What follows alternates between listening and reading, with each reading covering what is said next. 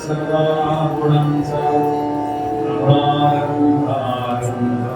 विद्युनाचा नमो शारदां चत्वारि वाचा कंपन्नयाराधवासा जय जय भूमीर समर्थ सुपास्तारिके पूर्णवैराग्यरासे वसिष्ठा परिज्ञानयोगेश्वरासे कवि भाविकास कारिकामान्यसा नमस्कार माझा सद्गुरु रामदासा जय जय रघुवीर समर्थ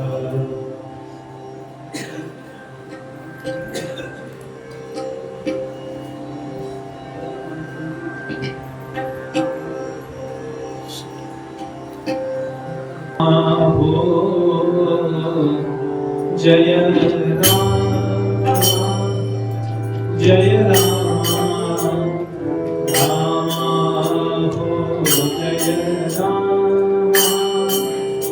जय राम राम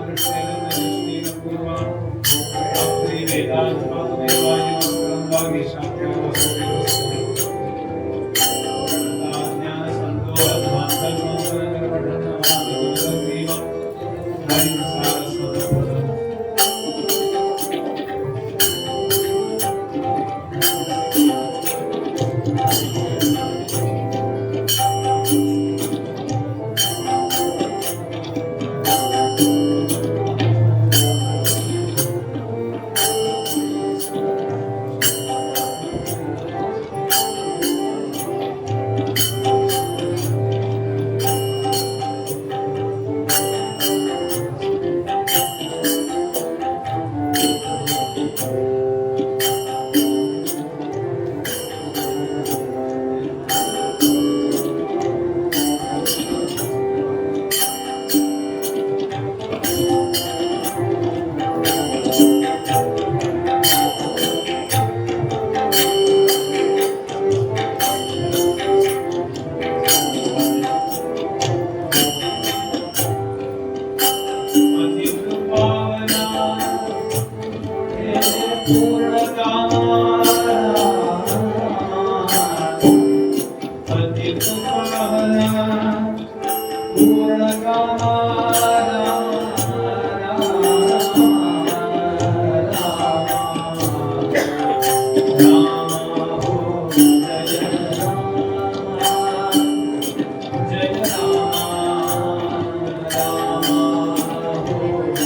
जय राम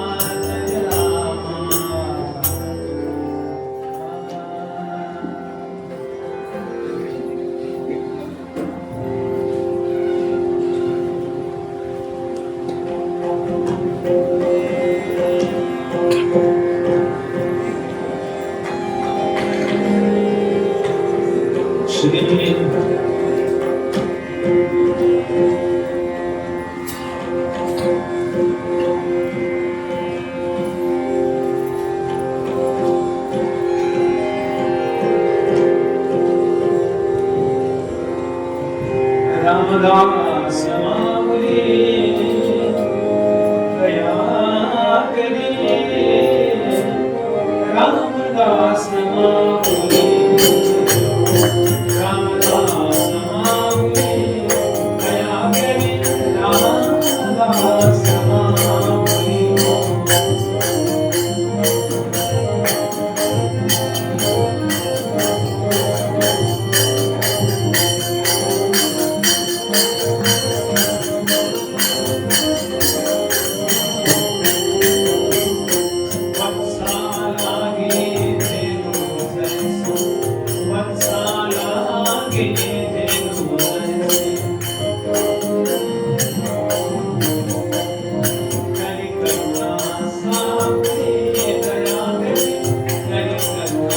माऊली दया करी रामदास माऊली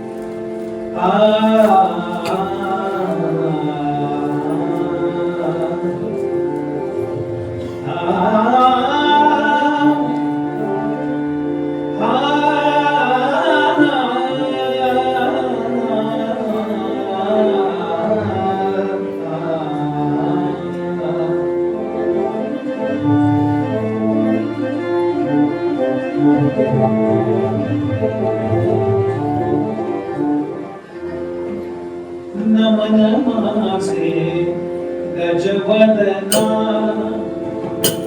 नमन माझे गजवदना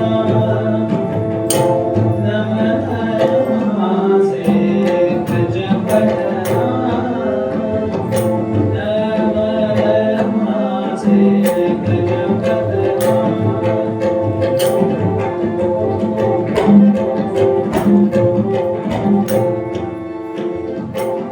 सर्व भावे चरणा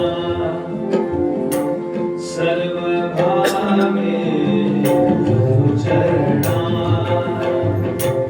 सर्व भावे चरणा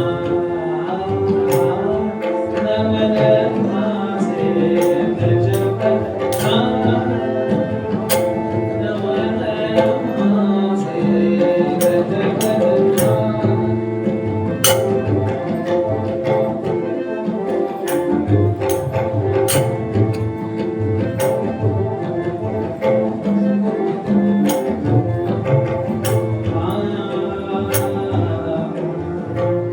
गौरी हराचा कुमल गौरी हराचा कुमल नाम त्याचे लंबोदर नाम त्याचे लंबोदर नमन माझे गजवदना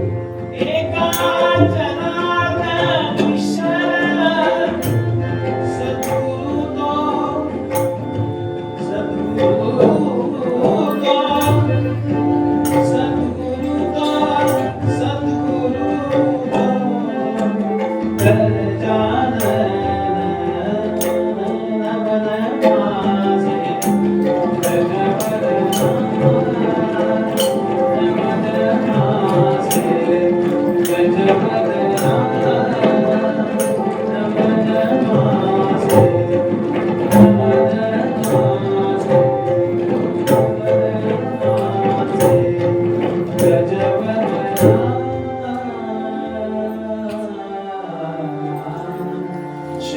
मंगलमूर्ति जय जय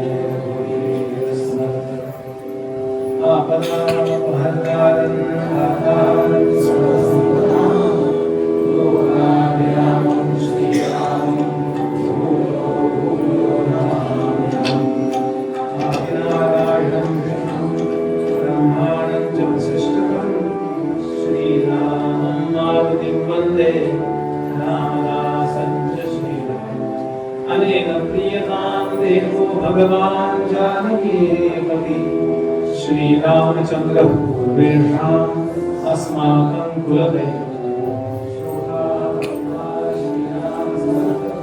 श्री राम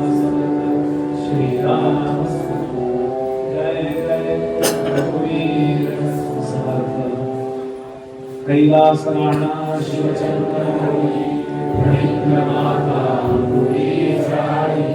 कारुण्य सिंधो भवदुःखहारी तुझवीर शंभो सद्गुणधारी भगवान श्री लक्ष्मी कल्लाक महाराज की जय सब संतन की जय जय रघुवीर समर्थ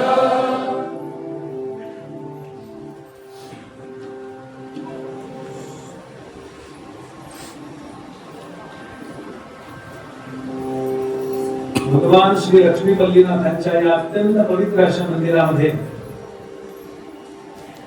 जीवनाचं इह कल्याण करणारं अध्यात्माचं आणि धर्माचं चिंतन कीर्तनाच्या माध्यमातून घडावं त्या अतिशय प्रामाणिक हेतूने या ठिकाणी जमलेले सर्व भाविक अधिकारी श्रोते सर्वांच्या हृदयस्थ परमात्म्याला अभिवादन करतो.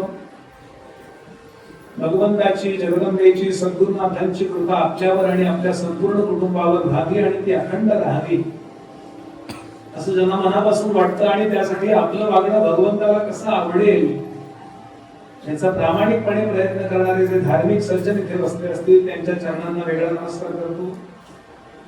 अधिकारी साधक तत्वचिंतक श्रेष्ठाचे कला उपासक वैदिक याज्ञिक समाजातल्या विविध क्षेत्रातले मान्यवर इथे बसलेले आहेत. सर्वांबद्दल आदरभाव व्यक्त करतो.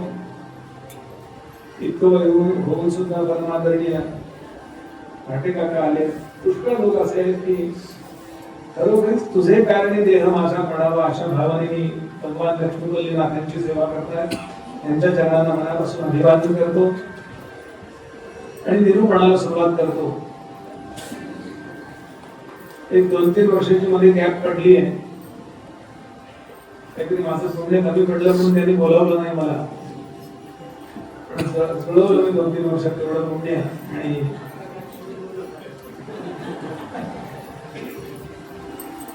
उत्सव कालपासून सुरुवात झाला असता तरी कीर्तन आजपासून सुरू होत आहे. आणि आपली वैदिक परंपरा अशी आहे की कुठल्याही कार्याच्या सुरुवातीला गणरायाला वंदन केल्याशिवाय पुढे जायचंच नाही. शिवपुराणात सच्च वर्णन आहे की सगळ्या देवतांनी सांगितलं की आमचं पूजन करण्याआधी जर गणराया तुझं पूजन केलं गेलं नाही तर ती पूजाच आम्ही स्वीकारणार नाही असं सार्वभौम मत गणरायांचं आहे.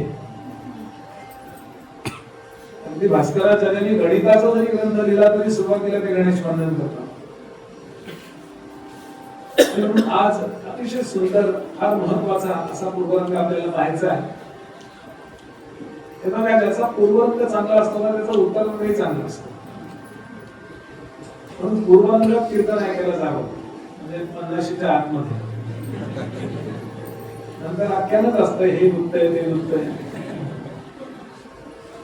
आपल्या पूर्ण लाईफला आयुष्याला जर काही मॅनेजमेंट घ्यायची असेल तर ती लहानपणापासून करावी लागते असं आपल्या पूर्वसुरींनी सांगितलंय. म्हणून या मुलांना आपण घेऊन येतो. भोग्याही निमित्त असतं. देवाचा आकर्षण हा सगळ्यात महत्वाचा भाग असतो. लहान लेकरांना आपण घेऊन येतो की कोकणातले लोक भाग्यवान आहात म्हणून कोकणातले लोक त्या नाशिकवाल्या भविष्यकारांच्या नादाला लागले नाही बघ. पण पल्लीनाथ पाठीमागे उभा आहे आणि हे कायम चालू ठेवावं. तू सुद्धा तुझ्या मुलाला घेऊन ये.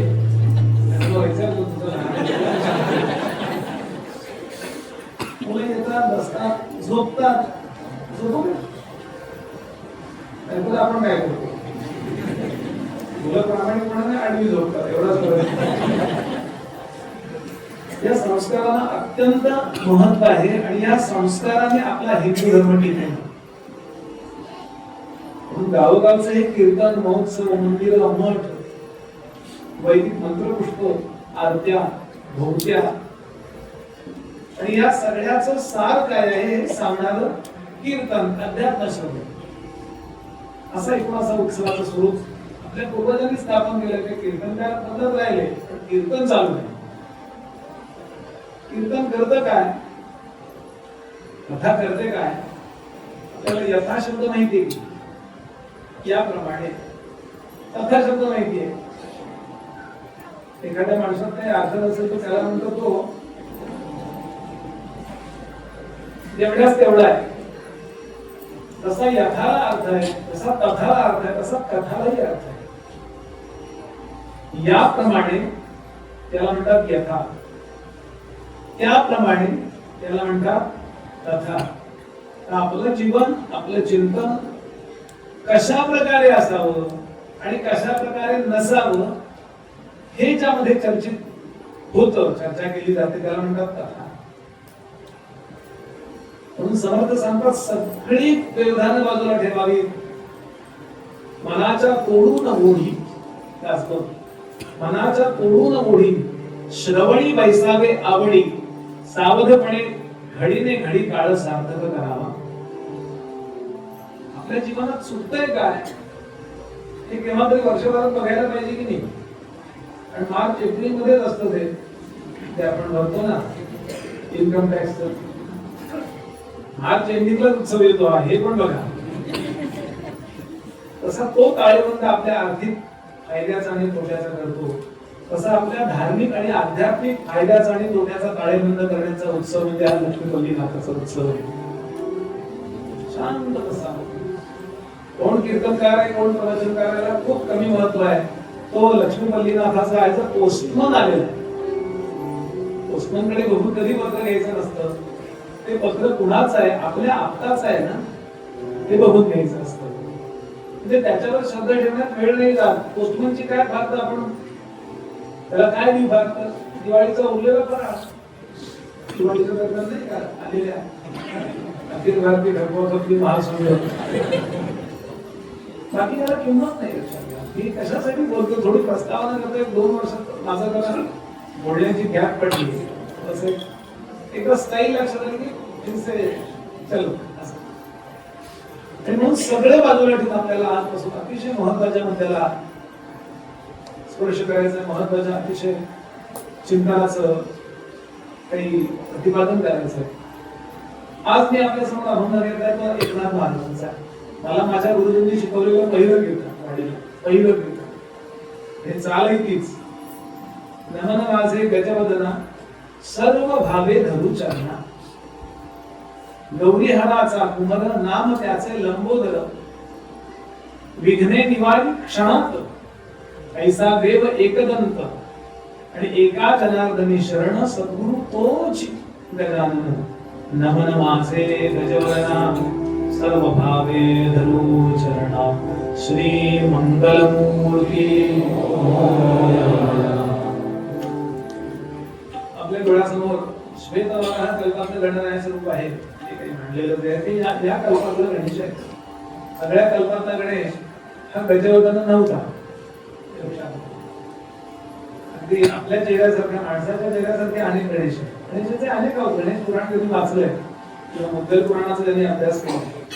गणेशाचे अनेक अवतार आहेत. त्यापैकी आता श्वेतवाहन पुराणामध्ये तो काय प्रसंग घडला, भगवान शंकरांकडून त्या गणरायाचं लहानपणी मस्तक कापलं गेलं आणि पार्वती देवाच्या जेव्हा रागावल्या गजानना त्या गजाचं अनंत बसवलं गेलं.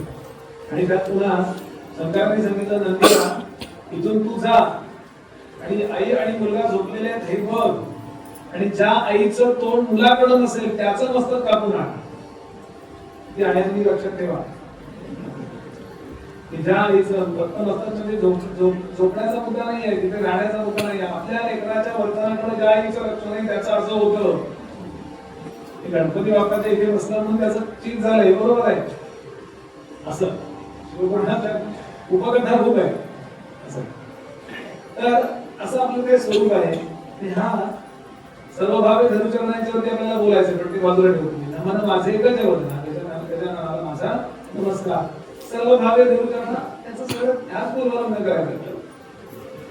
हा कोण आहे त्याचं काय समजा आधार कार्ड काढायचं झालं तर दुसऱ्या चरणात काढता येईल. गौरी हाराचा कुंवर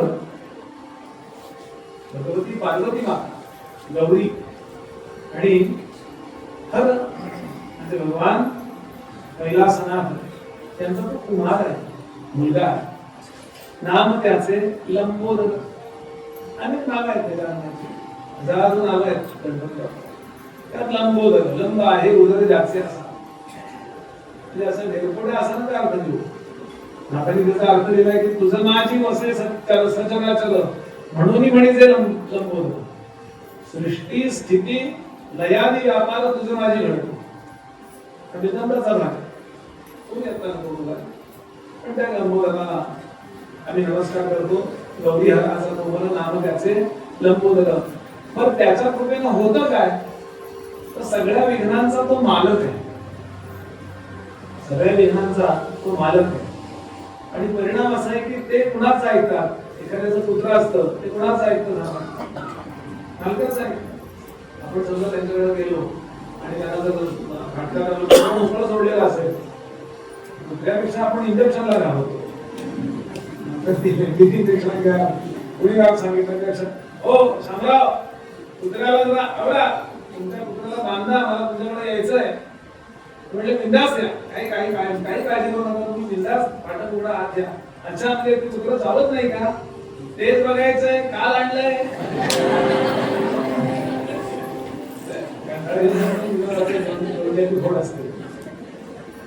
पण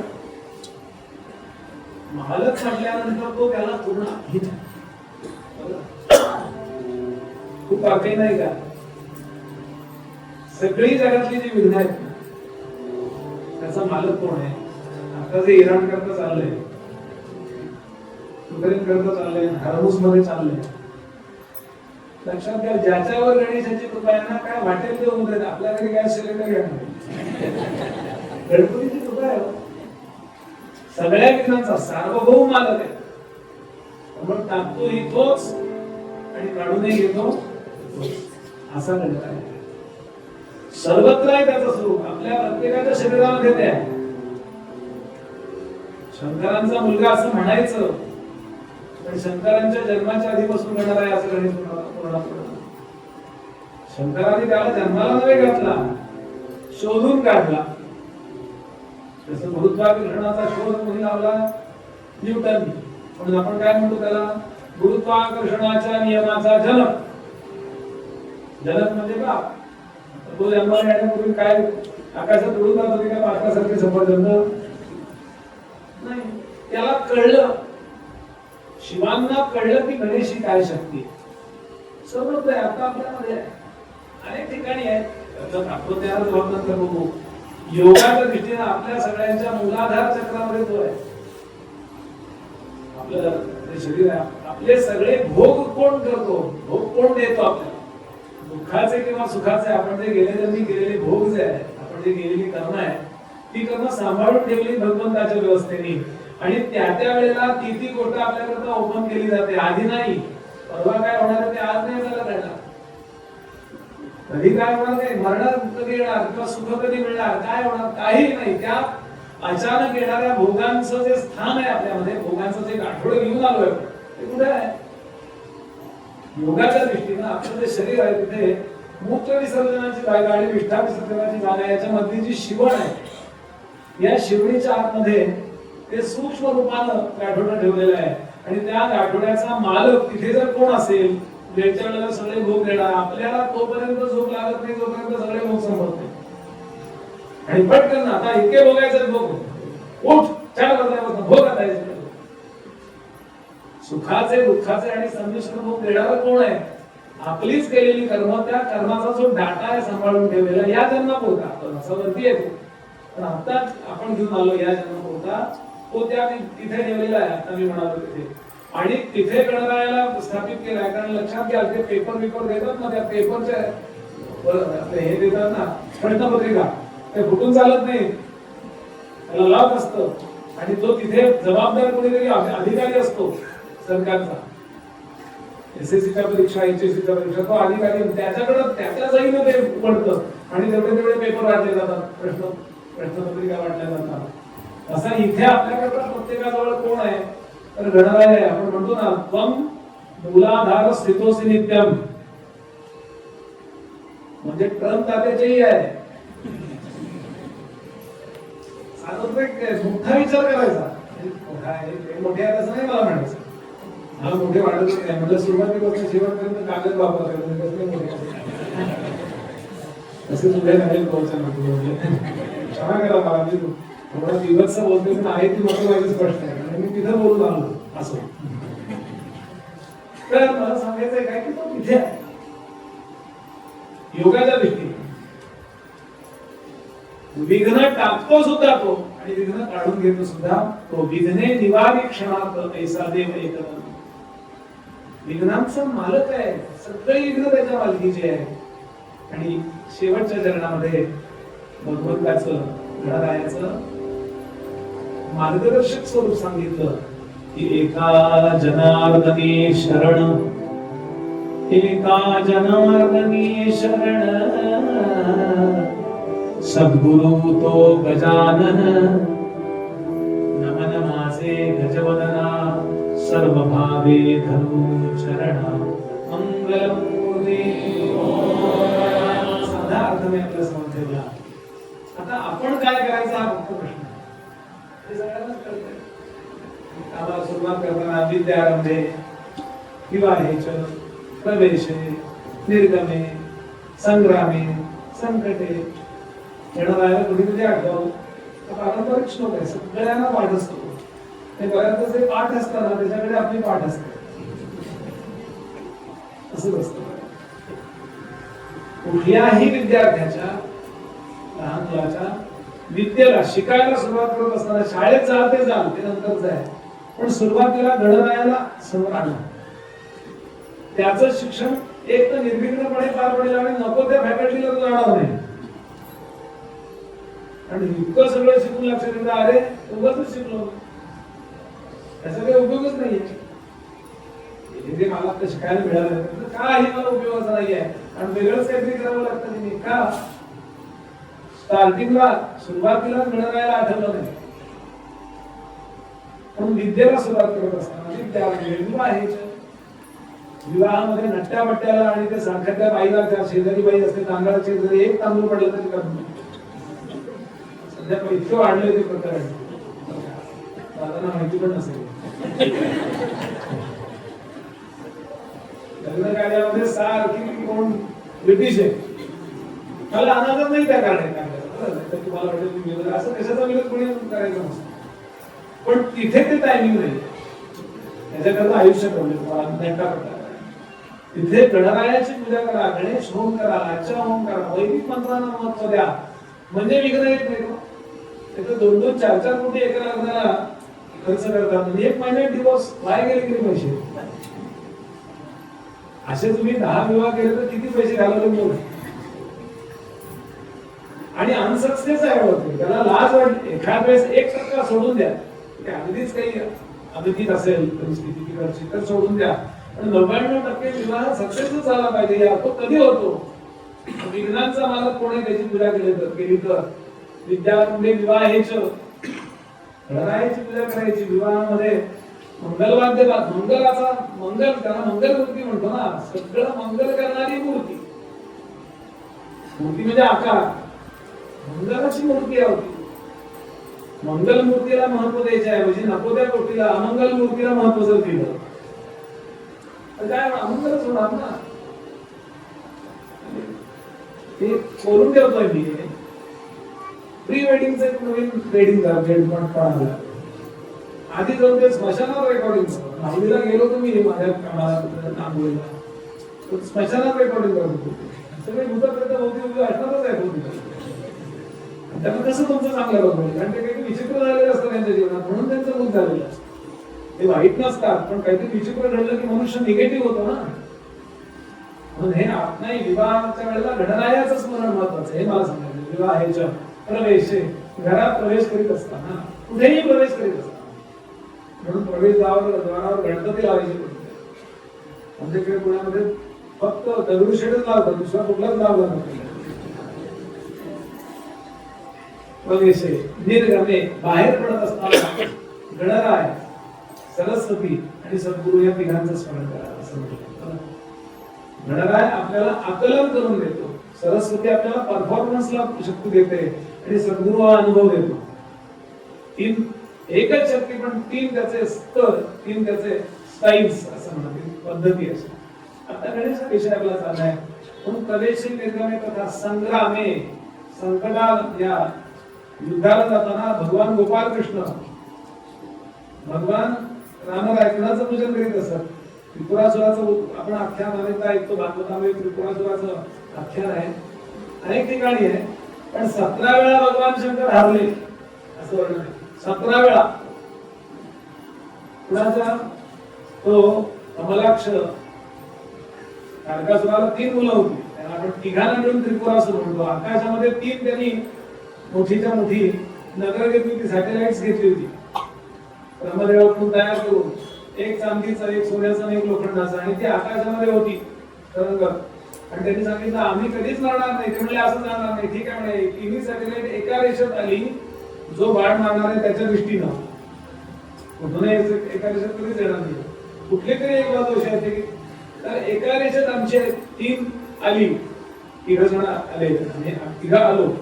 कमलाक्ष, तारकाक्ष आणि विद्युन्माली अशी ती 3 नाव आहेत. हे तारकासुराची मुलं होती आणि आकाशामध्ये आमची एक 3 पुढं म्हणजे गाव आकाशात करणारी, एका दिशेत जोपर्यंत येत नाही तोपर्यंत आम्ही मारणार. पण काही केलं ते एका दिशेत यायचे नाही.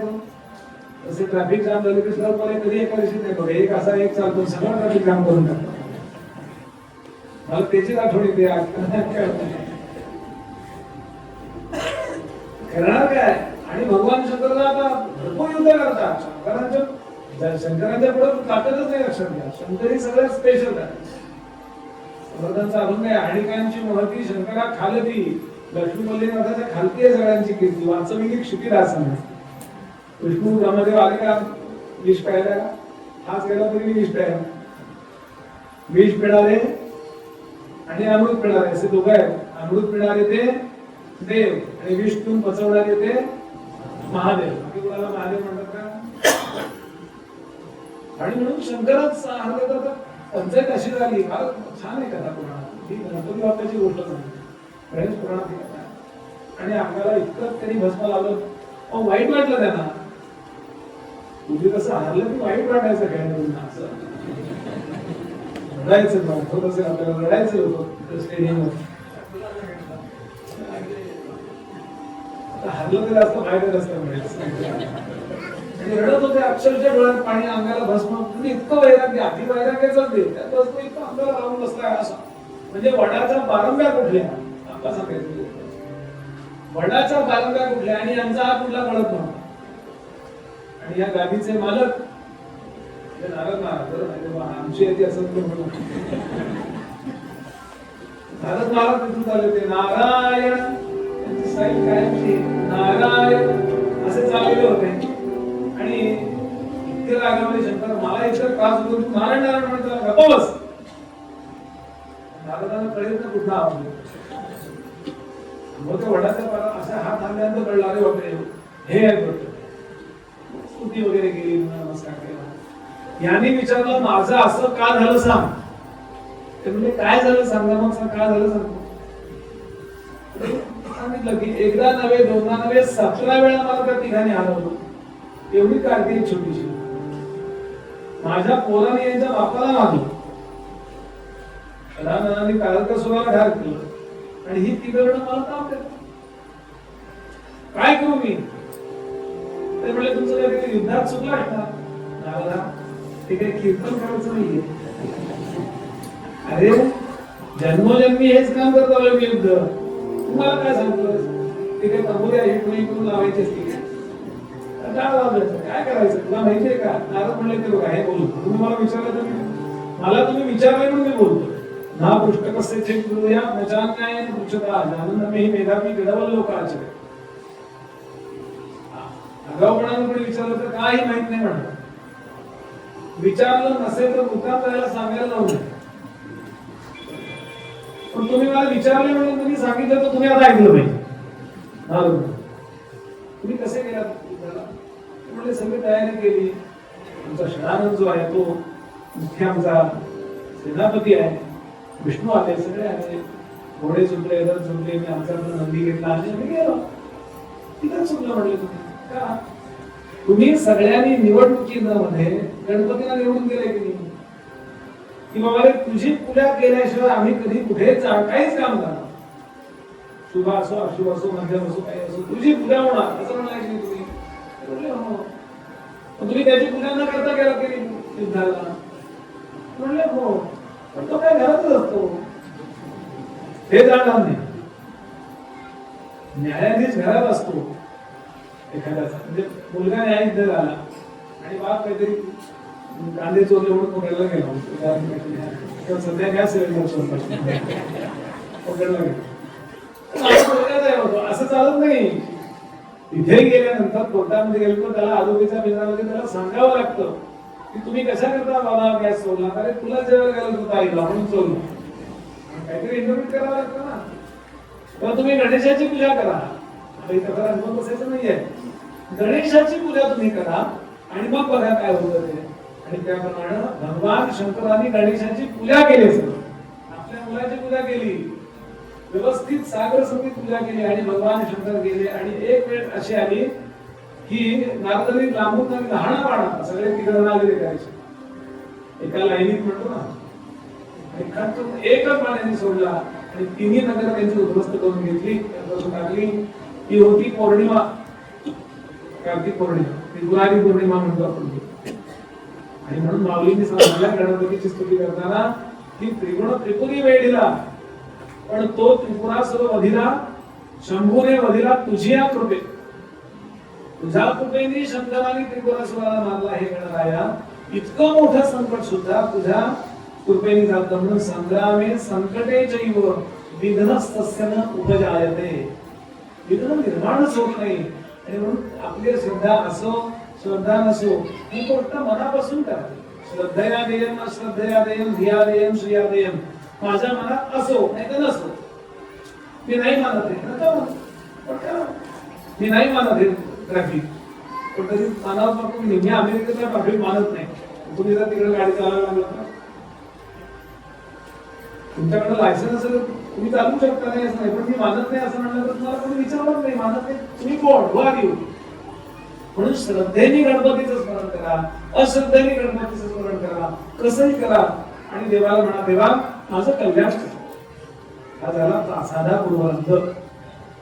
आता थोडा आपल्याला विचार करायचा आहे सर्व भावे धरू चरणा म्हणजे काय आणि थांबायचं म्हणजे पूर्वार्ध थांबवतात. हे बघा आपली 3 स्तरावरती प्रगती व्हावी असं आपल्याला वाटत असतं. 3 स्तरावरती आता आपण ज्या लोकात आहोत त्या लोकांमध्ये आपली प्रगती व्हावी असं वाटतं की नाही. म्हणजे आपल्याजवळ वाहन असावं, आपलं आरोग्य चांगलं असावं, आपली मुलं बाळ व्यवस्थित असावी, त्यांचे शिक्षण नीट असावी, आपला लौकिक चांगला असावा, प्रतिष्ठा चांगली असावी, पिढ्यान पिढ्या आपल्याला काही कमी पडू नये इत्यादी इत्यादी इत्यादी. ते किती तपशील वाढवते असं वाटतं की नाही. याला म्हणतात ऐहिक जीवन. ऐहिक म्हणजे आता ज्या लोकांमध्ये आपण आहोत त्या लोकांचं जीवन. पण असं आपण किती वाढवलं किती हे केलं तरी आपल्याला निश्चित माहितीये कुणालाही पत्रिका न दाखवता न हाथी है न घोडा है वहा पैदल ही जाना है. केव्हा ना केव्हा आपल्याला हा देह सोडायचा हे माहितीच आहे आपल्याला. फक्त कधी सोडायचं माहित नाहीये हे माहित नाहीये. बरोबर आहे. कधी सोडायचं आहे हे आपल्याला माहिती नाहीये हे माहिती आहे. काय म्हणलं तुम्ही माहिती नाही हे माहिती आहे पण निश्चित जायचंय. पण पुढे कुठे जायचं माहितीये का आपल्याला. त्याच्याकरता धर्माचा अभ्यास करावा. हा देह म्हणजे आपला शेवटचा नव्हे. हा देह टाकल्यानंतर आपल्या कर्माप्रमाणे आपल्याला अनेक लोक फिरायला लागतात किंवा या लोकात पुन्हा यावं लागतं. माझे गुरुजी नेहमी म्हणायचे, स्वामी भरतानंद भारती, मला खूप ते प्रिय वाटायचं वाक्य. ते म्हणायचे, माणसानं बाकी काही केलं तर करावं नाही तर करू नये, पण एक गोष्ट करावी की मेल्यानंतर देवाला वाटावं किती चांगला जगला हा, त्याला परत माणसाच्या देहात टाकूया आणि परत लक्ष्मी मुलीनाथाच्या उत्सवात टाकूया असं वाटावं म्हणे त्यांना. हे पुढचं वाक्य मी बोललो. एवढं तरी वाटलं तरी खूप मिळाला, किती चांगला वागला. आता आहेत ना एक एक जण फक्त बोलून बोलून बोलून बोलून तोंडाचे ऑपरेशन वगैरे झाले की नाही, असे खूप लोक असतात. त्यांना परत माणसाचं देह टाकतील काय असं वाटतंय. गंमत करायचा हेतू नाही आहे मला, पण खरोखरीच असं वागावं. हा जो पुढचा जो काही आपल्याला प्रवास करायचा याला पारलौकिक जीवन म्हणतात शास्त्राने.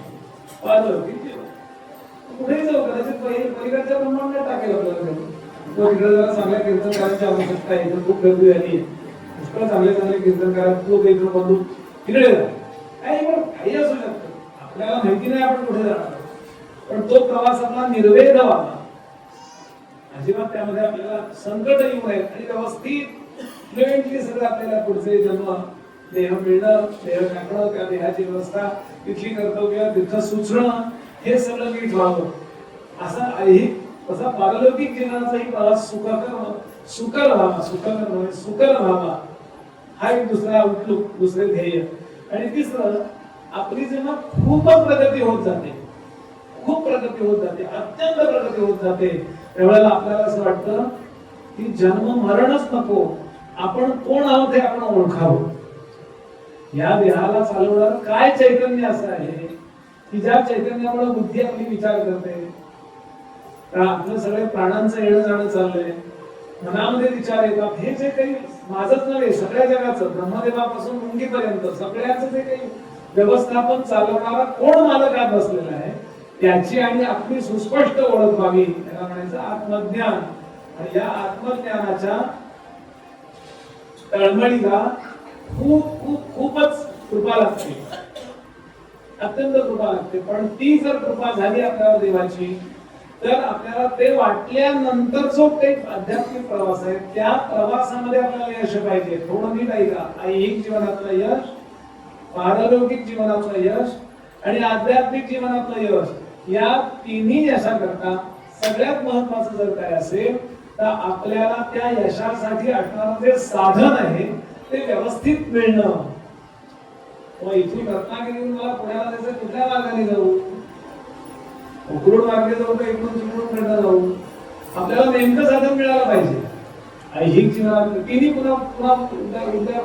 तिन्ही जीवनामध्ये आपलं आपल्या मुलाबाळांचं कल्याण होण्याकरता आपल्याला नेमकं साधन मिळालं पाहिजे. अरे ही गाडी उगाच घेतली मी, अरे हा मोबाईल उगाच घेतला मी, अरे आम्ही तो उगाच केलं नाही, किंवा हे केलं बरं झालं बा, बाकी मी कालच गॅस सिलेंडर आणला नंतर बंद झाली, काही पण काही घ्या. आणि याकरता अतिशय महत्वाचा असतो आपल्या कल्याणाकरता असणारा जो काही साधन मार्ग आहे, तो साधन मार्ग आपल्या स्वभावाप्रमाणे मिळावा लागतो. अनेक साधन आहेत, म्हणजे भक्ती मार्ग मी बोललो नाही यापूर्वी, पण आवृत्ती करतो थोडी काम करतो. भक्ती मार्ग नावाचा एक मार्ग आहे, म्हणजे प्रेमाने भगवंताकडे जा. ज्ञान मार्ग नावाचा एक मार्ग आहे, म्हणजे तो कोण आहे हे ओळखण्याकरता बुद्धीचा वापर करा. किंवा योग मार्ग नावाचा एक मार्ग आहे, म्हणजे प्राणांना हट्टाने थांबवा. प्राणांना हठयोग म्हणतात, हट्टाने करायचं. असे अनेक मार्ग आहेत, तर त्यातील बरेच मार्ग आहेत. नुसता भक्ती मार्ग म्हटलं तरी नावाविदा भक्ती. रामायणाचा आधार घेतला तर 16 प्रकारची भक्ती. त्यातलं मला काय लागू पडतंय? जसं ब्लड प्रेशरच्या ज्या गोळ्या आहेत, ॲटेनॉल आहे, अमकी आहे, तमकी आहे, पण मला कुठली गोळी लागू पडेल? कुठलीही गुगलवर सर्च केली घेतली गोळी, असं केलं तर ते अपराध आहे. तो सेल्फ मेडिकेशन. आपलं आपण जर औषध घेतलं तर तो अपराध आहे, कारण आपण ते शिकलेलो नाही आहोत ना.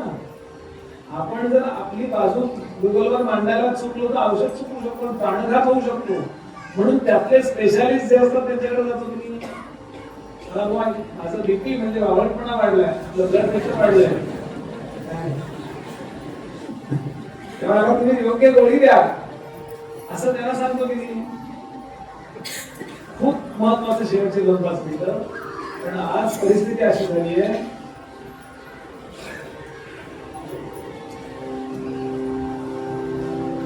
समस्या इतकी महत्वाची गंभीर झाली आहे की प्रत्येकाला काही ना काही साधन माहिती आहे आणि तो ते साधन करतोय. आणि वर्षानुवर्ष साधन करून सुद्धा म्हणावी तेवढी प्रगती झालेली नसते.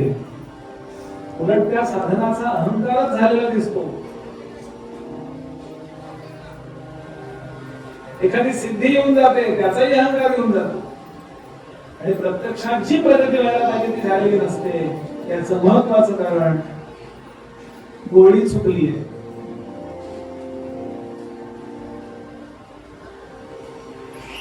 मला काय योग्य आहे? सर्व भावे गुरुचरणाचा प्रश्न लागतो. मला काय योग्य आहे? मी पहाटे उठून ध्यान केलं पाहिजे का, जप केला पाहिजे का, संध्येमध्ये लक्ष दिलं पाहिजे का, पिंपळाला प्रदक्षिणा घातल्या पाहिजे? रुक्मिणी नावाच्या तरुण मुलीला रामानंदाने सांगितलं, तू काही करू नकोस, फक्त हा समोर पिंपळ दिसतोय ना, याला प्रदक्षिणा घाल, तुला नवरा परत येईल. आणि तिनं विठ्ठू सहस्रनाम म्हणत 1 कोटी प्रदक्षिणा घातल्या. नुसता नवरा परत नाही आला, कोटी, निवृत्ती, ज्ञानेश्वर, सोपार आणि मुक्ताबाई 4 मुलं झाली. साधन काय केलं? विष्णू सहस्रनाम म्हणत फक्त सुवर्ण पिंपळाला प्रदक्षिणा. आजही येतो सुवर्ण. माझ्याकरता ते योग्य आहे का? काही करू नकोस म्हणाले चौरंगीनाथाचा आख्यान बहुतेक सांगणार, खूप दिवसात सांगितलं. त्याला म्हणले तू काही करू नकोस, अमुक अमुक जप कर. आणि तुझ्या डोक्यावर शिळा तरंग ठेवतोय दगड, तिकडे तिकडे बघितलं तर डोक्यात पडेल. त्याच्या करता भगवंत प्रगट झाले. समर्थाने एका मुलाला सांगितलं, चाकणा एक माणूस होता, तो म्हणाला महाराज कुठेही गेलो की मला अनसक्सेस जाऊ, काय करू मी? काय गरीब आणि त्यांनी पाहिलं होतं त्याचा असं चेहरा पाहिला. त्यांनी सांगितलं आजपासून एकच नियम कर, जेवण करण्यापूर्वी नाम लावलेला माणूस पाच जा. समर्थांच्या चरित्रात कथा आपण ऐकली पण असेल. नाम लावलेला माणूस पाहिल्याशिवाय जेवायचं नाही, तुझं दारिद्र्य देईल. 300 वर्षापूर्वीचा काळ होता म्हणून जमलं ते. आता मेला असता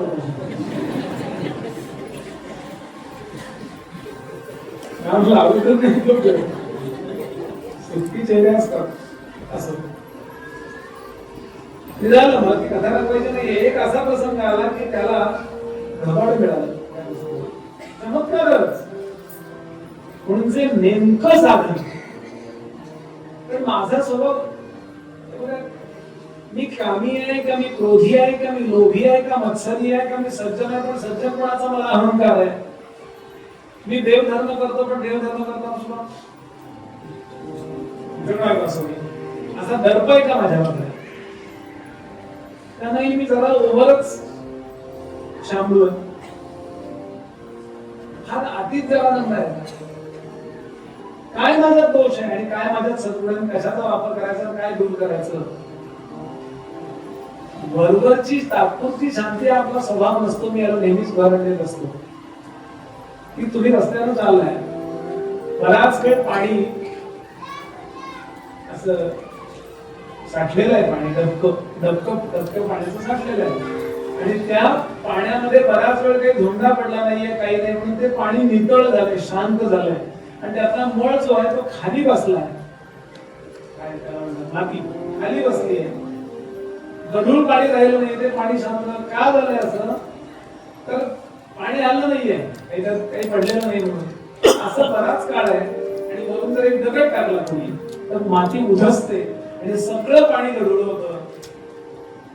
आपल्याला वाटतं अरे अरे अरे त्या दगडामुळे पाणी गढूळ झालं. पूर्ण काळजी होते का? मला सांगा, दगडामुळे पाणी गढूळ झालं का ते गढूळ होतं हे दगडामुळे दिसलं? जीवनात येणारे प्रसंग आहेत ना, हे आपल्या चित्तातला सगळा मळ वरती नेतात. तात्पुरती शांती, तात्पुरती नम्रता, तात्पुरतं जे काही असतं ना, ते काही खरं नसतं. म्हणून आपल्याला आपल्या अंतःकरणामध्ये उतरावं लागेल, जे आपल्याला निराश नको करायचं. मी कसा आहे दुर्गुण नाहीये माझ्याकडे, पण माझ्याकडे सद्गुण आहे, त्याचा मला अहंकार होता.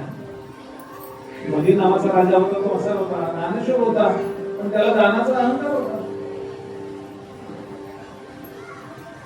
उदाहरण द्यायचं झालं तर आपल्या सगळ्यांचं हार्ट चालू आहे की नाही, हृदय चालू आहे, पण चालू आहे कळतंय का?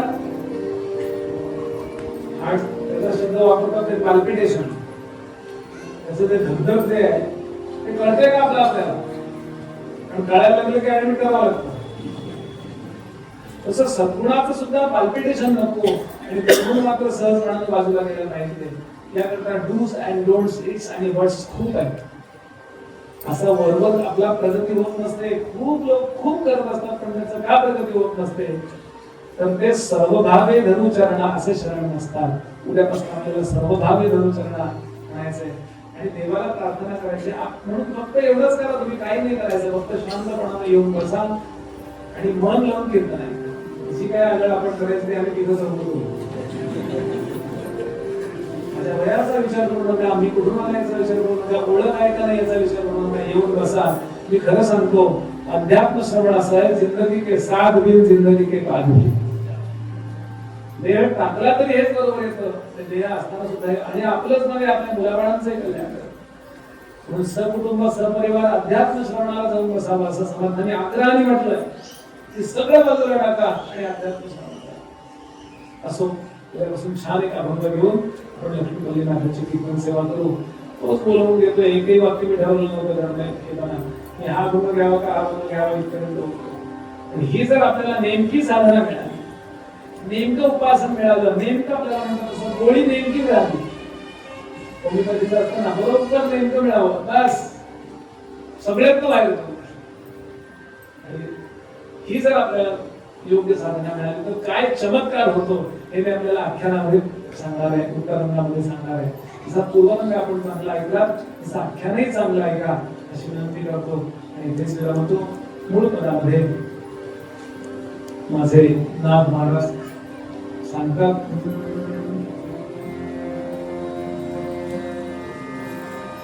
जरा स्पीकर सिस्टीम चांगली करा, खूप ओरडून ओरडून बोलायला लागतंय ना.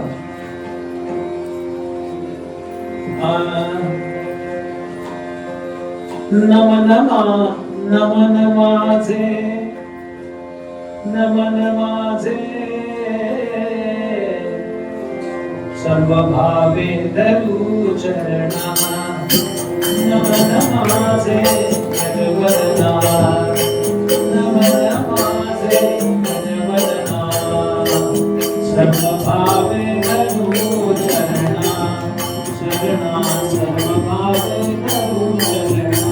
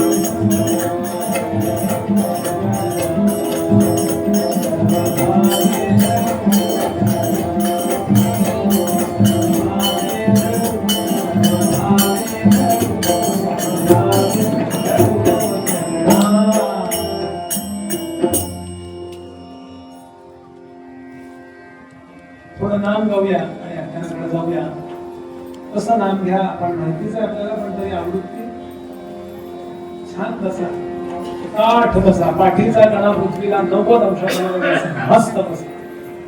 कणकणी टाळी वाजवायची, वाज मुक्तानं वाज मी नेहमी सांगतो कायम लक्षात ठेवावी, एकूण प्रवचनातली टाळी ही नमस्काराच्या पोजमधली टाळी असते. तेरीची टाळी जी गाण्यातली असते लोक संपवल्याबद्दल, कीर्तनातली अशी टाळी असते. म्हणजे पूर्णच्या पूर्ण आपलं शरीर आंदोलित होतं. सगळे आपले प्रेशरचे पॉईंट सगळ्या तळातावरून तळ पायात दिले, तळपाय एकमेकांना आपण तर शक्य नाही, तळ हात मात्र आपण शक्य आहे. आणि ही आपली, आणि नुसतं ना हातावर हात आपल्याचं नाही, नुसती टाळी नाही वाजवायची.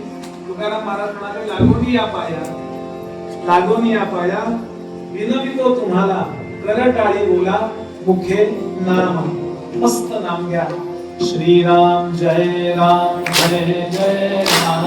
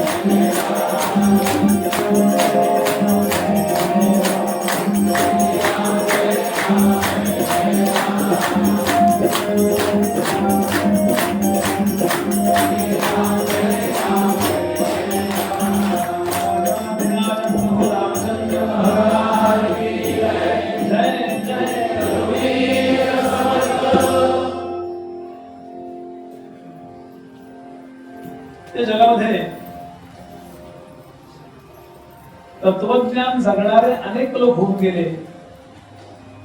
तत्वज्ञान जगल्यानंतर जी कथा चालू होते त्यातनं एक तयार होते, त्यातनं एक नवीन तत्वज्ञान जन्माला येत असते. म्हणजे कथेतून तत्वज्ञान आणि तत्वातून कथा असं जगत आहे. एक गोड गोष्ट आहे, धन्य आहे. कदाचित ऐकली पण असेल आपण. फार चांगली कथा आहे.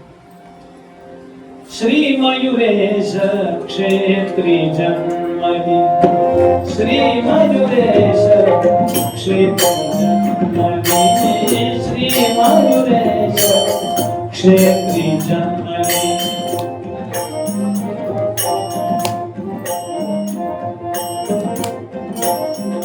अष्टविनायकांपैकी मोरगाव नावाचं गाव कुठली कथा आहे?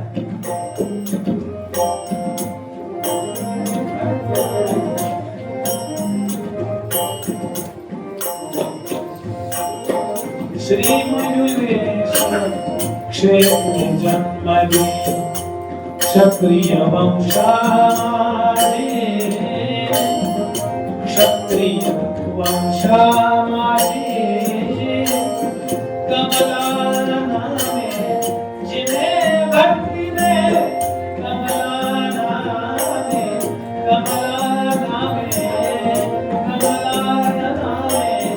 जिने भक्तीने गणेश केला राजी राम गणेश केला राजी राम साधूजी राजा राम होती साधूजी राजा साधूजी राजा साधूजी राजा राम होती. त्या मोरगावला एक कमला नावाची गणेश भक्त होऊन गेली तिची ही कथा. वडील कोण होते? त्यावेळेचा पण राजा होता. त्या राजाकडे ते सैनिक होते, क्षत्रिय होते. जरा रक्षण करणाऱ्याला क्षत्रिय म्हणतात, ज्ञान देणाऱ्याला ब्राह्मण असं म्हणतात. पूर्वीची नाव आहेत भक्त. आज शिक्षक आहेत की नाही, आज पोलीस आणि मिलिटरी आहे की नाही, आज व्यापारी आहेत की नाही, आणि नगरपालिका आहे की नाही. फक्त नावं बदलली तुम्ही. चार गोष्टी, चार ही समाजाची ताण, चार शक्ती केंद्र आहे. ज्ञान नावाचं शक्ती केंद्र, त्यानंतर शक्ती नावाचं शक्ती केंद्र, त्यानंतर अर्थ नावाचं शक्ती केंद्र आणि सेवा नावाचं शक्ती केंद्र. चार विभागामध्ये विभागलेले आहेत. त्यातला क्षत्रिय ऐकणारा तिचा बाबा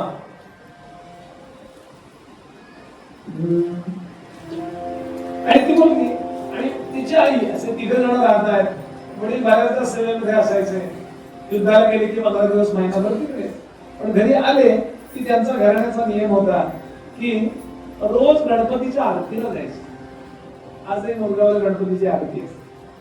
रोज आरतीला जायचं, प्रसाद खायचा. संस्कार हे लहानपणापासून यायचे असतात. एकदा मंदिरात यायची मुलांना सवय लागली की तुम्ही नको म्हटलं तरी पोरं म्हणतात नाही जायचंय बहुतेक असं होत. संस्कार कधी येणार? एकदम 25-30 वर्षाचा माणूस आमच्याकडे घरावर आणतात, याच्यावर संस्कार करा म्हटलं. 25-30 वर्षाच्या मुलाला आम्ही संस्कार सक्तीनं करायला गेलो तर तो आमचे अंत्यसंस्कार करील.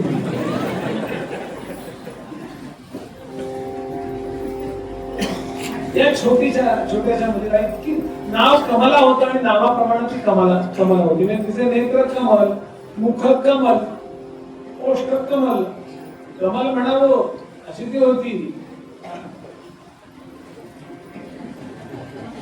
आणि खूपच गुणी होती. दिसायला चांगली होती म्हणजे ती अहंकारी नव्हती. जरा थोडासा मनुष्य स्वभाव असला दिसायला बाह्य असून करू शकतो. काय सावधान राहायला पाहिजे. काय कायम राहणार आहे? काय कायम राहणार नाही. आपलं वक्तव्य काही कायम नाही हो, हे कायम आहे. दिवसा मासा कन्या वाड्या, दिवसा मासा कन्या वाड्या. छोट्याशा बाळाला घेऊन चालल्यात मंदिरात.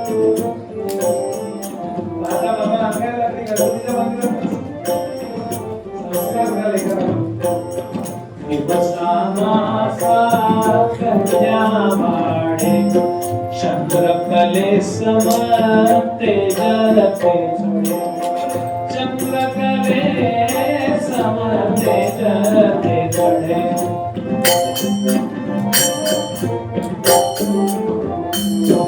पाहुनी आई दिव्य रूपडे पाहुनी ऐसे दिव्य रूपडे विस्मित जन होती होती विस्मित जन होती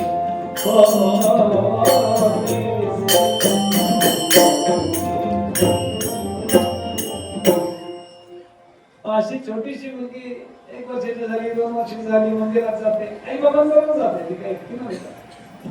विशेष म्हणजे ती आरतीला बसते खायला कधी कथा कीर्तन असायची पुराण असायची ते ऐकायला बसायची श्रद्धा. आपण किती शहाणे असलो तरी व्यासन आपल्यापेक्षा जास्त कळतं एवढं तर आपल्याला कळलं पाहिजे की नाही.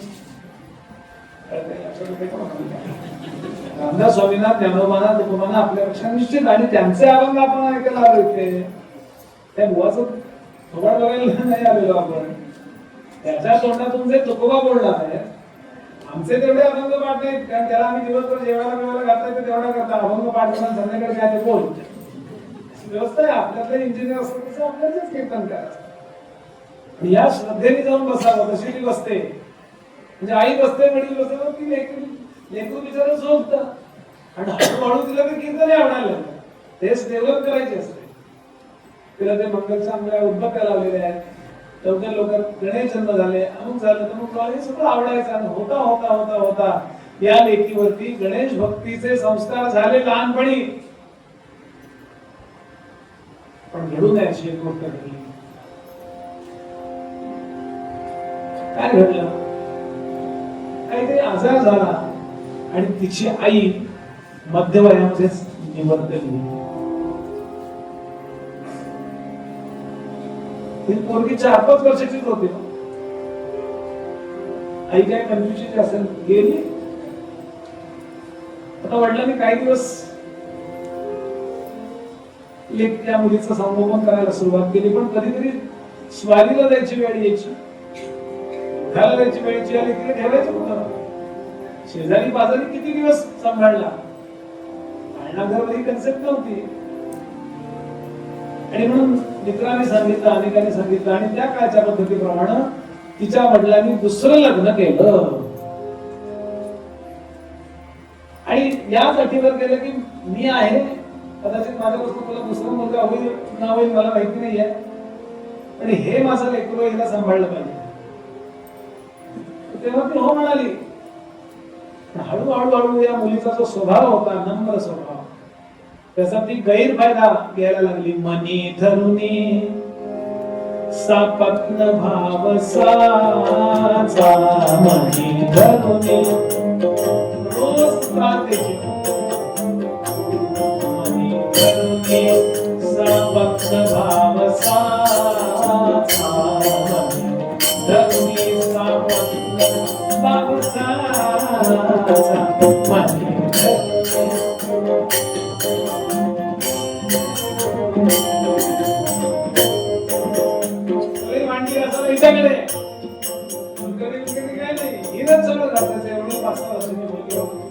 लहान लेकराचे हात किती नाचत असतात व भांडी घासून घासून त्या राखेने आणि त्या मातीने बरबटून तिचे तळ पाय फुटतात तसे तळ हात फुटले होते आपले लेकीचे.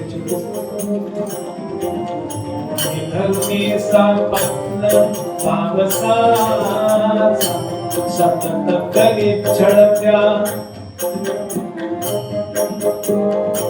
सतत करी छळ निष्पाप बालिकेचा सतत करी छळ निष्पाप बालिकेचा पोट भरही पोट भरही पोट भरही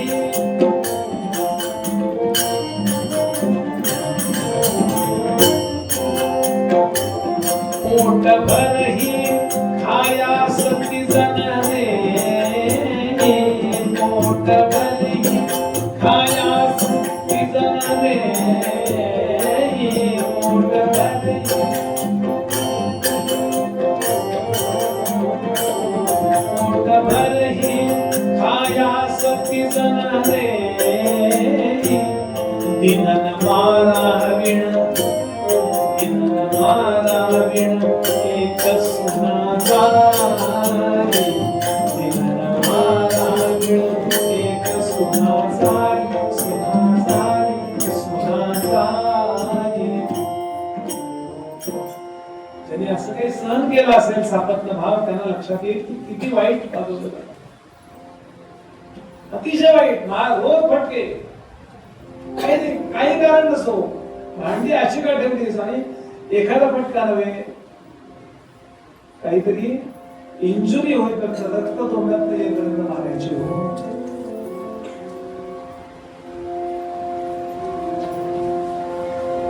पोटभर अन्न नाहीच, भांडी कशाला लावायची, सगळे झाड लोट कर, शेण आण, असं शेण आणलं त्या शेणातच काढत. एवढी 4-5 वर्षाची मुलं सुकून गेली हो. आई असताना इतकी राजमंडी होती. 1-2 वेळा तिने बाबांना सांगून पाहिलं, बाबांनी पण सांगून पाहिलं, पण काही चालेल ना. ते घरी नसायचेच बघा. तसं बाहेर स्वारी करायला किंवा युद्धाला जावं लागलं की नाहीच घरी. ही आई, आणि काय करणार, एकमेव तिला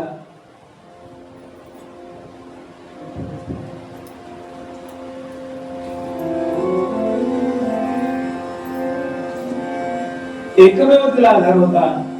जे आईनं मरण्यापूर्वी दिलेले संस्कार होते. गणरायाच्या मंदिरात जाऊन घरातलं काम आटोपल्यानंतर आता जा तिकडे, आणि मंदिरातला ओंजळभर प्रसाद तिला पुरायचा. एवढे खजूर मिळाले, 4 बदाम मिळाले. घरी शिळ पात्र एवढंच मिळालं जाऊ दे, पण तो आहे ना सांभाळायला. अशी त्याच्याकडे तासन-तास बघत बसायची. काही बोलायची नाही तिला, काय बोलायचं हे कळायचं नाही. हे सगळं वाईट आहे, ज्याला रागीण म्हणतो आपण, हे सगळं वाईट आहे एवढं तिला कळायचं. पण व्हेअर टू गो. काही वेळा असं होतं की आपल्याला तक्रार करायला सुद्धा जागा राहत नाही, आणि अशा स्थितीमध्ये मनुष्य अनन्य होतो. लक्षात ठेवा, अनन्य याचा अर्थ काय? अनन्य या शब्दाबद्दल बोलताना देवर्षी नारद महाराज सांगतात, अन्याश्रयाणां त्यागः इति अनन्यता. सगळा आश्रय जोपर्यंत टाकत नाही, नातेवाईकांचा, पैशाचा, स्वतःच्या बुद्धीचा, अन्य देवतांचा, सगळे आश्रय टाकत नाही, तोपर्यंत जीव परमात्म्याला अनन्य होऊ शकत नाही. आणि हे लहानपणी फार पटकन होतं. कारण लहानपणी आपण नवीन असतो, बुद्धी आपली नवीन असते, बोट चेपेपण धोरण आलेलं असतं. म्हणून लहान लेकरांनी परमार्थ करावा.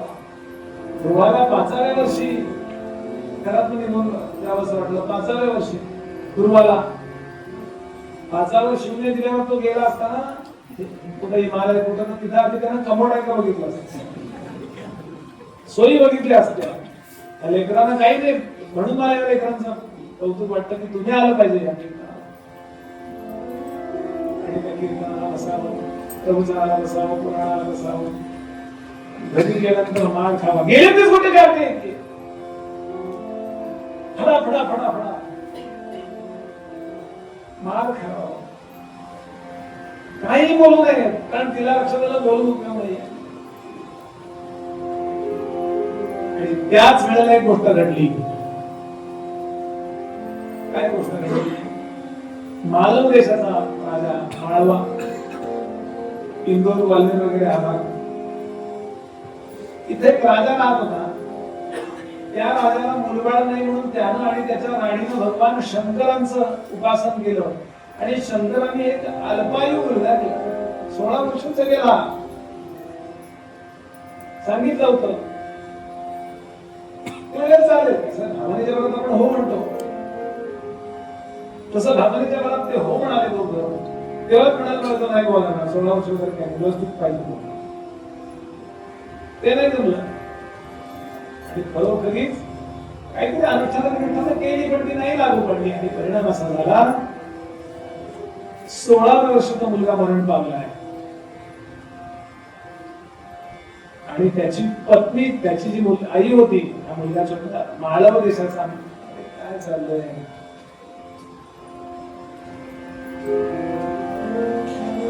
लक्ष इकडं पाहिजे तुमचं. कर्कश होतं बघा.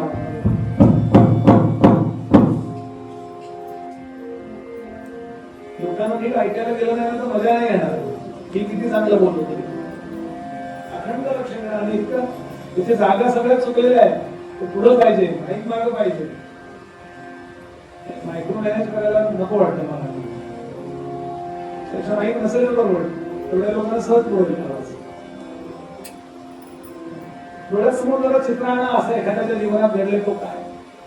आणि त्या माळवा प्रांतामध्ये राहणारं जे काही कुटुंब आहे, ते राजा राणी आहे, त्यांना मुलगा झाला, तो 16व्या वर्षी मेला, म्हणून गेला. आणि मेलेल्या प्रेताला ती काही राणी जाळू देईना, ती रडतीये शोकाकुल राणी बोले मम बाळ लाडका गेला. शोकाकुल राणी बोले मम बाळ लाडका गेला.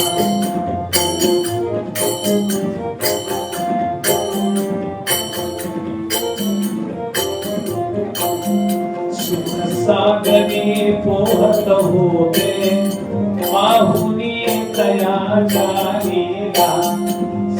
सागरी पोहत होते पाहुनी तयाच्या लीला. सुनमुख पाहावे नयनी, सुनमुख पाहावे नयनी. मग नातू अवलोकोनी, नातू अवलोकोनी.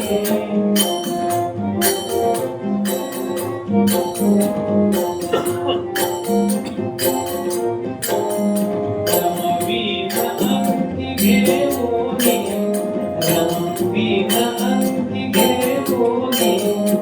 इच्छा मम पुरली नाही, बाळा सम मजला जाळा.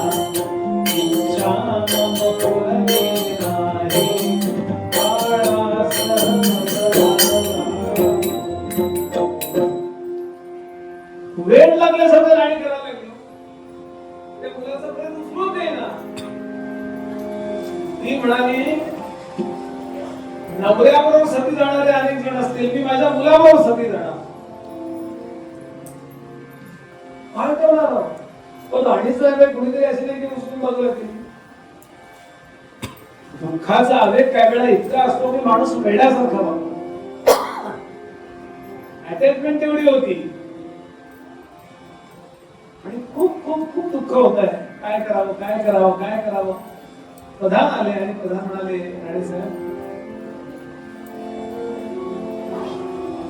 राणे साहेब एक विनंती करू का? काय तुम्हाला काही सुचतंय का? या मुलाचं प्रेत आम्हाला तुम्ही जाळायला त्यानंतर द्याल. त्या प्रधानाच्या डोळ्यावर डोळे रोखले आणि सांगितलं, पूर्ण करा माझी इच्छा. हो. शोधून कन्या आणा, शोधून कन्या आणा. सुंदरशी विनयशील रूपवती. या शवा पुढती, या माझ्या मुलाच्या शवासमोर तिचं लग्न लावा आणि मग मी हा देह जाणार तुम्हाला. काय सगळी आगतिकता आली आहे म्हणून प्रधान अमुक अमुक सेनापती सगळे गावोगावी निघाले. एखादी गरीबाची मुलगी मिळेल, नंतर तिला पुसकू दुसरीकडे कुठे लग्न लावून देऊ, असा असा प्रसंग झाला. राजावर मदत करायला पाहिजे म्हणून असं असं सांगत सांगत कोण दिले लोक किती गरीब असतो तरी प्रेताचे लग्न लावायला कोणी मुलगी दिली काय? किती गरिबी झाली, काही झालं, अगदी जगत बाला विवाह शारदा हे सर काही झालं तरी मनुष्य असं कसं करेल. आणि नेमके ते फिरत फिरत भगवान गणरायांच्या या राजधानीमध्ये मोदगावला ते लोक आले आणि चौकात ओरडत होते, ऐका हो ऐका, असा असा प्रसंग घडलेला हो. तुमच्या मुलाची मुलगी विकत देणार असेल, त्या मुलीचा मी वाईट म्हणून देणार नाही, तिला बाजारात घेऊन विकणार नाही, पण एवढा एक प्रसंग साजरा करणार आणि तिला चांगल्या ठिकाणी आम्ही उचलू. आमच्यापैकी कोणाचा तरी मुलगा प्रियशी हे नंतर आहे, पण असं असं आहे. कोणी देता का प्रेताशी लग्न लावायला? ही नेमकी बाई कशाला त्या दिवशी गेली होती, ते एरवी ब्लिंकिटवर मागवायची सगळं.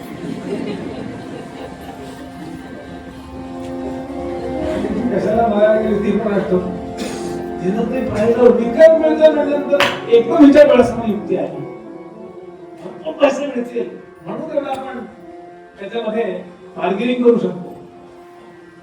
ती गेली पुढं, ती म्हणाली, देते मी निज कन्या माझी मुलगी मी देते, देते मी निज कन्या नेमुनी शीघ्र चित्कार्य ते साधावे, परी नृप सुत मृत आहे या वनमाती जसी कळून द्यावे.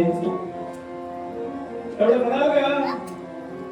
चिक्कार पैसे हिरे माणके अंत घेतले, बैलगाडीतनं झालं, मागच्या दाराने आणा म्हणजे, पुढच्या दारात मुलगी खेळत होती, सगळं आपण डम करून घेतलं, घेऊन घेतलं आणि काय म्हणाली, आणून देते मुलगी मी थोडा वेळ, तुला सगळे आणून देते. आणि मी बाळा सर बाळा तुला अंघोळ घालणार, अंघोळ घालणार तुला, तिला स्वतः कसं निवडणूक आल्यावर कसे स्मरण होतात ना तुम्ही मंत्री लोक, कसं तुला नाव नको काय घातलं अमुक काय, आपले दागिने तुला नेसत घातले, छान गरम गरम माऊ खीर करून तुला वाढली लावल्याची, तिला घास जाईना. त्याला अपमान सहन करायची असते, सवय असते ना, त्याला सन्मान संशयास्पद वाटतो. किती मूर्ख असला तरी करते, इतका सन्मान का चाललाय ना. एक दिवस तिला अगदी आपल्या जवळ निजवलं, नवरा नव्हताच, गावाला गेला होता, दुसऱ्या दिवशी छान तिला काय बर्गर बोलतो ते काय असेल त्याचा वेश तो नेसवला, छान वेणी घालून दिली, चेहरा स्वच्छ उठला, परवा तेव्हा लागलं पण त्याला औषध पुषध खाऊन दिलं, छान कुंकुम दिलं आणि या लेकीला आणून त्यांच्या सुपूर्द केलं. बाळा हे तुझं लग्न लावणार आहे बरं, चल बाबा आले की आम्ही पण येतो. खोटं बोलली. हिला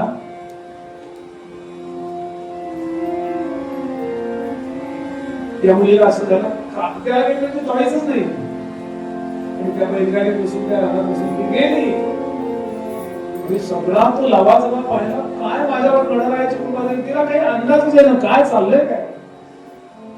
राजपुत्राशी लग्न, राजपुत्राचा देह सजवला, एका लाकडी यंत्राला बांधला आणि असा उभा केला, तो इकडे पडेल इकडे पडेल, आणि इतकं त्याला मंडाळ्या घातल्या, चारी मग अशी कापड लावली, अशी मान बनवली नाही, चेहरा दिसत नव्हता.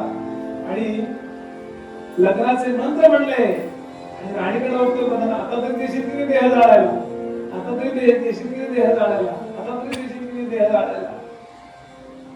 हा, आणि कुणीतरी तो हात लांबण्यात टाकला त्या मुलीच्या गळ्यामध्ये, आणि मुलीला सांगितलं आता या पुत्राला परत आला, लाज्या होऊन करून घेतला, काहीतरी युक्ती प्रयुक्ती करून तो लग्न पार पाडलं आणि सांगितलं राजपुत्राला त्याला चक्कर येते, त्याला झोपायला आतमध्ये नेतो, बरं बाळा तू सगळ्यांना नमस्कार कर. ती नम्रच होती, तिला मी नमस्कार करायला असता फार आता बेटा करा, ती नम्रच होती, सगळ्यांना नमस्कार करते.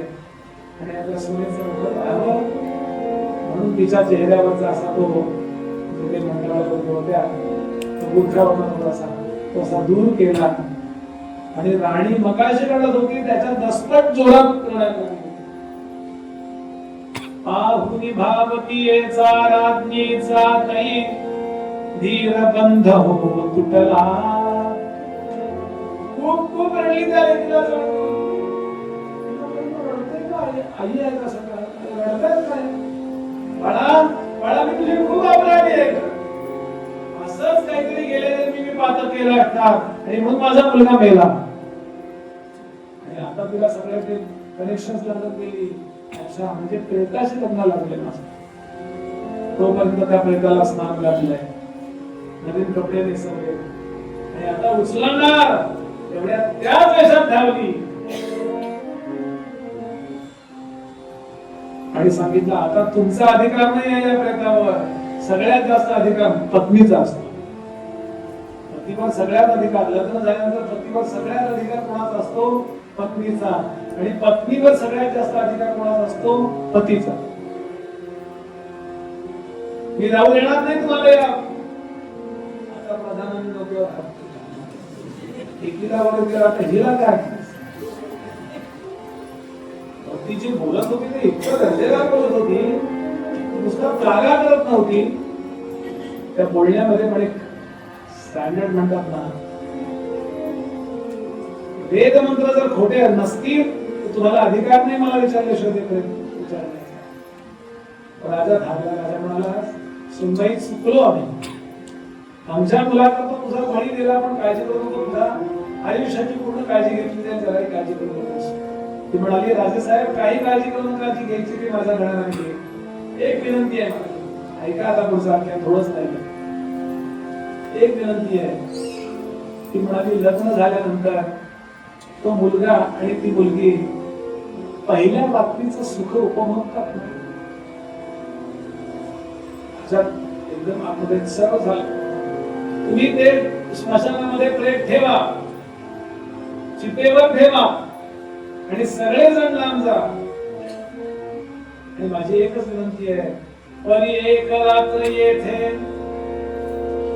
परी एक रात्र येथे पती सन्निध मज सुखे असो द्यावे.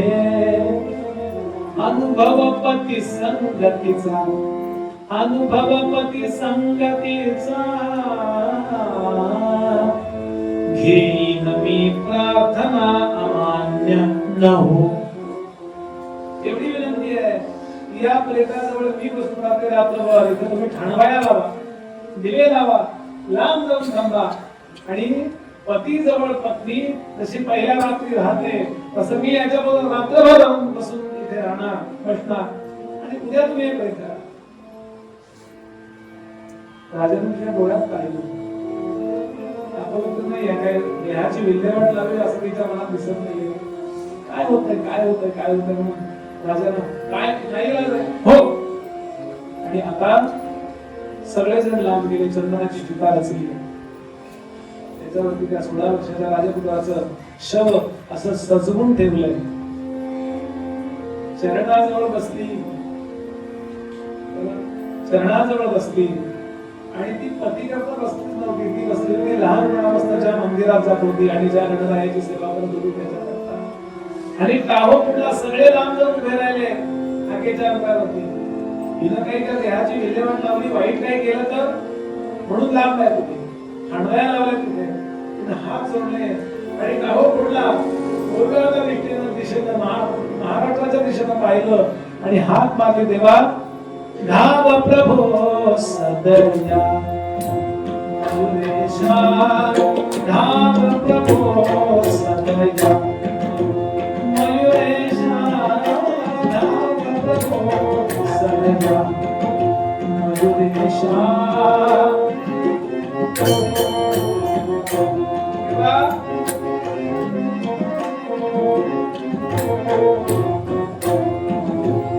जीवनाच्या नशिबाशी खेळावं हा विधात्याचा आवडता खेळ आहे. ब्रह्मदेवाचा आवडता खेळ आहे. मी इतकी दुःख भोगली, इतकी दुःख भोगली, हे दुःख मला मोठं लागतंय, लागतच नाही हे दुःख आहे असं. मला प्रश्न एकच आहे, मी आता शास्त्र कसं पाडू? सती गेली जर मी याच्या मागे तर मी पतिव्रता ठरेल का? पण माझा प्रश्न असा आहे, माझं लग्न झालं तेव्हाच मी विधवा होते का आता विधवा झाले? काही कळत नाही तेव्हा मला.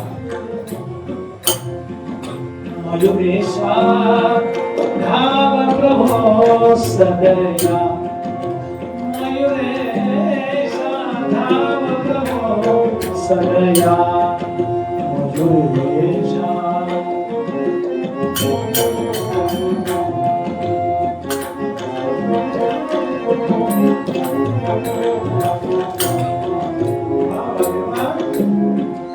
शरणतयासी मरण दिलेसी, शरणतयासी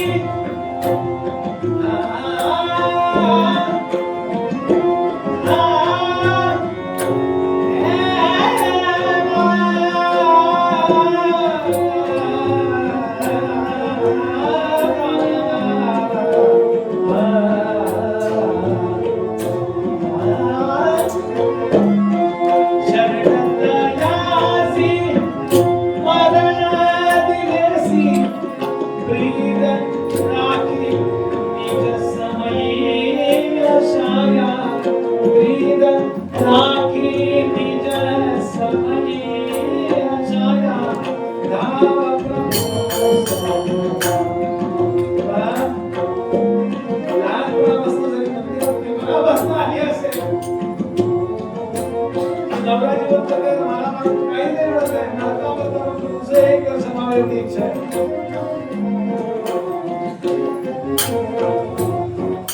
मला काही कळत नाही सर्वाय का नाही. मी सगळी जाऊ का नको नुसतेच करून जाऊ. काय करू मी कळत नाही मला.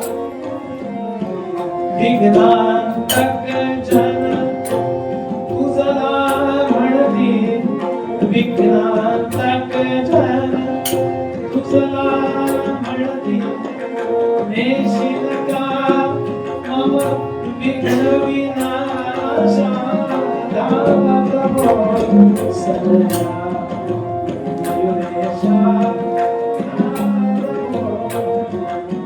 धाम प्रभो सदया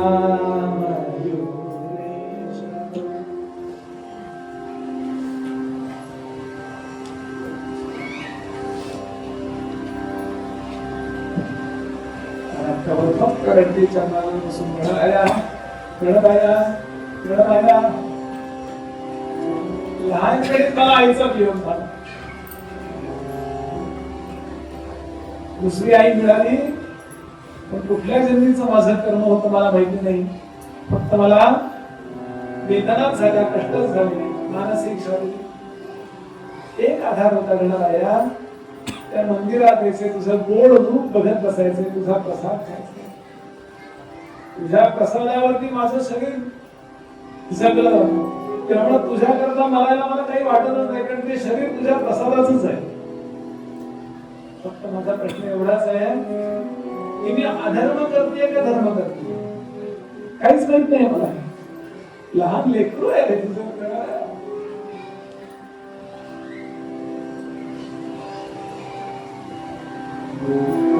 भागवतातल्या दुसऱ्या अध्यायात शुकदेव सांगतात, राजा देवाला वस्तूंचं काही घेणं देणं नसतं.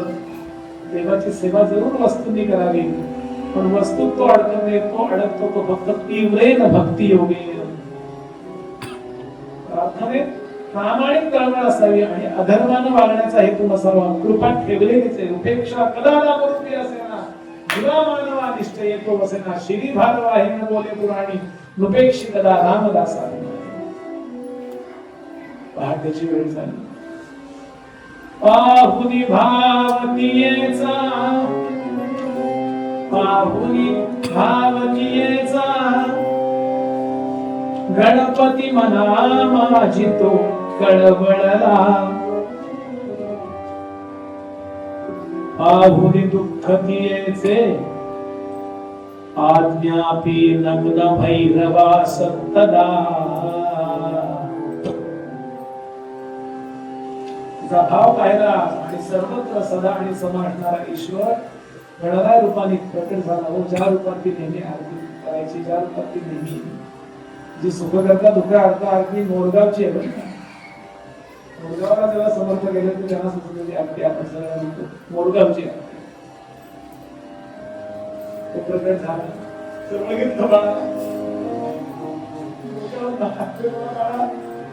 मारताना सुद्धा नावे ठेवत नाही असतो मला, फक्त तुझं दर्शन व्हावं आणि मला धर्म समजावं. सांग दुःख तर मी दुःखाला तर इतकी पडली की आता नवीन दुःख काय होणार आहे. अभिमान वाटतो बाळा.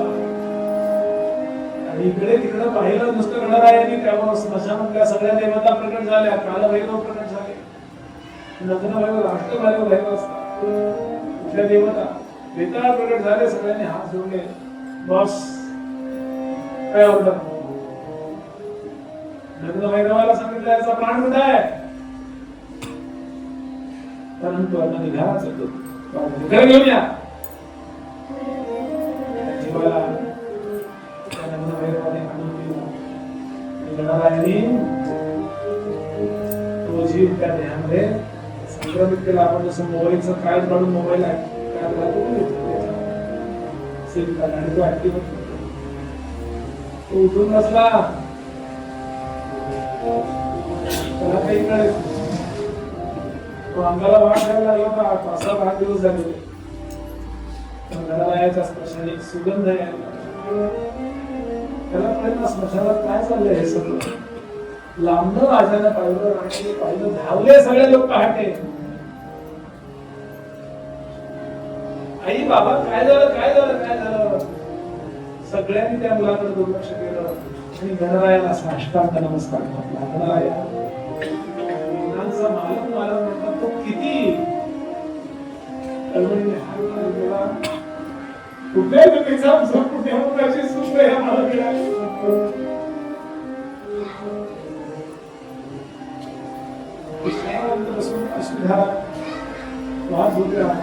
तिला वाटत मी नुकसान नाही ना केलं काही माझं परमार्थाचं. व्यवहारातलं मागून आपण परमार्थाचं नुकसान करतो काही. गणरायाने जवळ घेतलं सांगितलं नुकसान फायदा तोट्याच्या पलीकडे गेलीस तर तुझी भक्ती अशी आहे की तुझं आईही चांगलं होणार, तुझ्या सान्निध्यात जो आला त्या नवऱ्याचं तुझ्या आईही चांगलं होणार आणि तो ज्यांचा मुलगा आहे त्यांचा आईही चांगलं होणार, तुमचं पारलौकिकही चांगलं होणार आणि तुमचं आध्यात्मिक जीवनही चांगलं होणार. माझा भरभरून आशीर्वाद आहे. जराही काळजी करू नका. मी आलोय. गणपती बाप्पा चिंतामणी म्हणतात तो मी आलोय. तुमचं पूर्ण कल्याण मी आशीर्वाद देतो. असा हा बोलवाचा गणपती बाप्पा असा हा बोलवा आहे. नमस्कार करूया. केवळ याच उत्सवाला नव्हे गणपती बाप्पा वर्षानुवर्षाचे उत्सव करत राहू. भगवान लक्ष्मीपल्लीनाथाची सेवा करू. तेव्हा निर्विघ्नता तुम्ही आम्हाला कुठलंही विघ्न नको. असं हे उत्सव पार पडणं म्हणजे नुसती गर्दी आणि कार्यक्रम नव्हे. आमच्या मनातही एकमेकांच्या विरुद्ध काही नको. हा असाच आहे तो तसाच आहे असंही नको. कुठलंच विघ्न नको. खरा परमार्थ आपला सगळ्यांकडून केला जावा. शुद्ध असा व्यवहार आमच्याकडनं केला जावा. पिढ्यानपिढ्या आमच्याकडनं लक्ष्मीनाथाची सेवा लक्ष्मीनाथाची सेवा करावी. अशा अर्थानं गणराया तुम्ही आम्हाला विघ्न नाहीस करा. आम्हाला काही कळत नाही. सदाचारी वर्णन केले मागो घेणे दे राम मसन कळे ते दे राम. आम्हाला जे मागता येत नाही ते पण दे आणि आम्हाला जे कळत नाही काय मागावं काय मागू नये ते पण तू समजून दे अशी प्रार्थना करूया. आज पहिला दिवस होता. 10 मिनिटं लवकर थांबतोय. उद्यापासून 12 वाजवणार त्या तयारीनंच या. वाजले की 12 वाजले की 12 वाजले की 12 या आपण परत नेहमीच सांगतो की अध्यात्म श्रवणाने जे आपल्याला आतमध्ये प्राप्त होतं ना ते कशाने दुसरं मिळत नाही. तुम्ही किती कर्मकांड करा किती काही करा जे अध्यात्म ते काही चुकीचं नाहीये पण त्याला सुद्धा मूल्य या अध्यात्म श्रवण. तुम्ही आरती करताना जर कीर्तन ऐकून आरती करत असाल ना तर बरोबर आर्त हा शब्द खराचा आपल्याला कळतो. आर्ततेने करायची ती आरती. बरं का डोळ्यातून पाणी वाहिलं पाहिजे आरती करताना. ते कधी नाही कीर्तन ऐकलं असेल तर पूजा करत असताना फुल कसं व्हावं बघा. तुला सुमन म्हणतात. सुमन म्हणजे चांगलं मन. म्हणजे चांगलं मन व्हावं हे करण्याकरता सुमन. शंकरासे पूजिले सुमनाने असं एक श्लोक होता. हे अध्यात्म श्रवण केल्याशिवाय कळणार नाही. प्रॅक्टिकल आणि थिअरी यामध्ये थिअरी सांभाळतो त्याला कीर्तन म्हणतात. मग तुमचा प्रॅक्टिकल मध्ये पण एक दर्जा येऊन जातो. विनंती करतो आपल्याला की या उद्या बरोबर अपेक्षा अशी आहे 9:30 ला कथा सुरू होईल आणि 12:15 पर्यंत 12:30च्या आत कथा समारोपित होईल आणि त्यानंतर आपण काय भोग्या वगैरे असतील काय करणार आहोत. सूटने आहातच पण माझी तळमळ लक्षात घ्या. मुलाबाळांना तरुणांना आणा अशी प्रार्थना करतो. आणि इथेच विराम होतो. मूळ पदामध्ये असे नाथ सांगतात त्या विघ्न विनाशक आणि मंगल असणाऱ्या अशा सिद्धिविनायकाला नमस्कार. नमन माझे गज वाजवा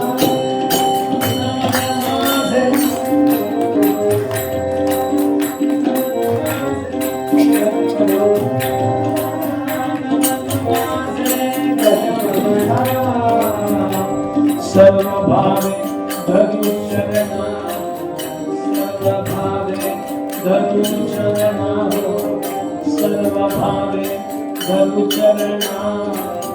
नमन माझे गज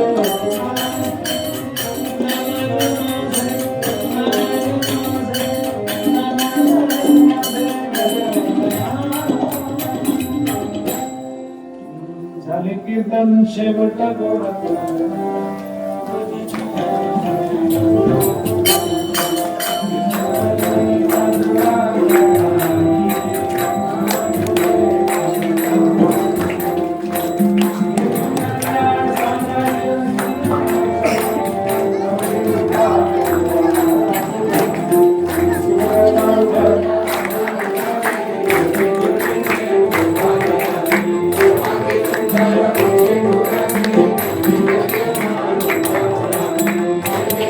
हरी